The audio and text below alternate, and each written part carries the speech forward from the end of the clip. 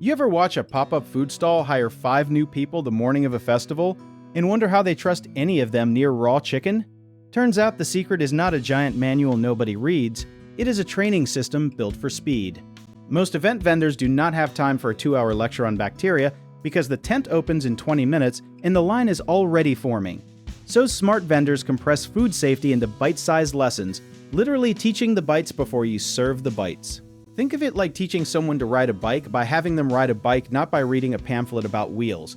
That is why demonstrations beat lectures every single time when the clock is your enemy. A good vendor shows a new hire exactly how to check temperature with a thermometer, then watches them do it right back. If they nail it once, that is proof, not a guess, and proof is what keeps inspectors and customers happy. Here is a fun twist most people do not expect. Quizzes at events are often only 5 questions long.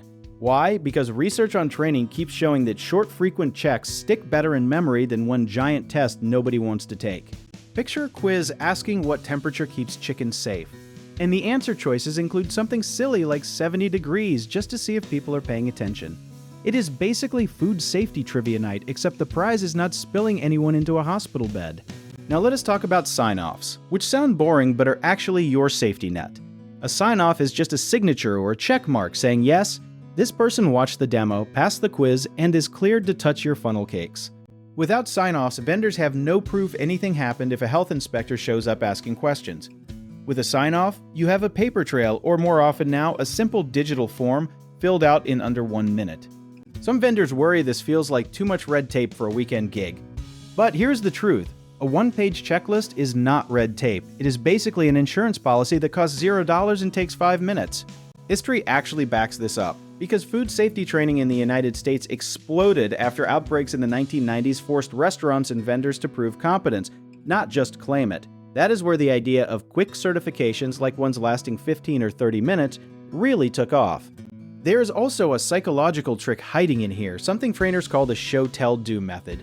You show the task, you tell them why it matters, then you have them do it themselves while you watch like a slightly nosy parent. Doubt creeps in sometimes, because new staff worry they will forget everything the second the lunch rush hits.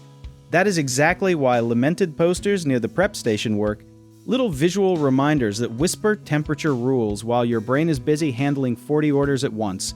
Community matters here too, since seasoned vendors often mentor rookies for the first hour of a shift, instead of just throwing them an apron and hoping.